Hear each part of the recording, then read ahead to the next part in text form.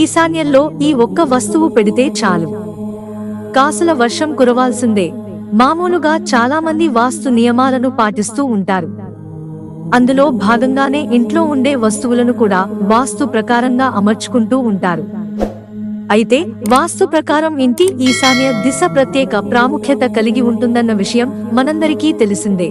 ఈ దిశలో శంఖం ఏర్పాటు చేసుకుంటే అనేక ఆర్థిక ప్రయోజనాలు కలుగుతాయి. శంఖం అంటే విష్ణువుకు ప్రతీక. ఈ దిశలో పెట్టుకుంటే ఇంట్లో అన్ని శుభాలే కలుగుతాయట. సాధారణంగా ఈశాన్య దిశలో పూజగదిని ఏర్పాటు చేసుకుంటారు.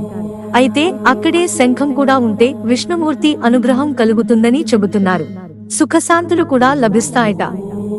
అదే విధంగా వాస్తు ప్రకారం ఇంటి ఈశాన్య దిశ ఎప్పుడూ పరిశుభ్రంగానే ఉండాలని చెబుతున్నారు పండితులు.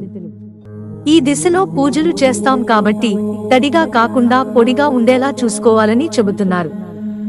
దీంతో ఆర్థిక పరిస్థితులు కూడా మెరుగవుతాయట. అయితే ఈశాన్య దిశలో శంఖం ఏర్పాటు చేసుకోవడం వల్ల ఇంట్లో ఉన్నవారికి ఆర్థిక అభివృద్ధి కలుగుతుందట. ఇంట్లో ఉన్న నెగటివిటీ తగ్గిపోయి సానుకూల శక్తి వస్తుందని చెబుతున్నారు పండితులు. అదే విధంగా శంఖాన్ని ఆఫీసులో కూడా ఏర్పాటు చేసుకోవచ్చని చెబుతున్నారు. ముఖ్యంగా ఈశాన్య దిశ అంటేనే సంపదకు చిహ్నం. ఈ దిశలో ఏర్పాటు చేసిన శంఖం ఊదడం వల్ల లక్ష్మీ కటాక్షం కలుగుతుంది. ఆ ఇంట్లో ఉన్నవారికి ఒత్తిడి కూడా తగ్గుతుందని పండితులు చెబుతున్నారు.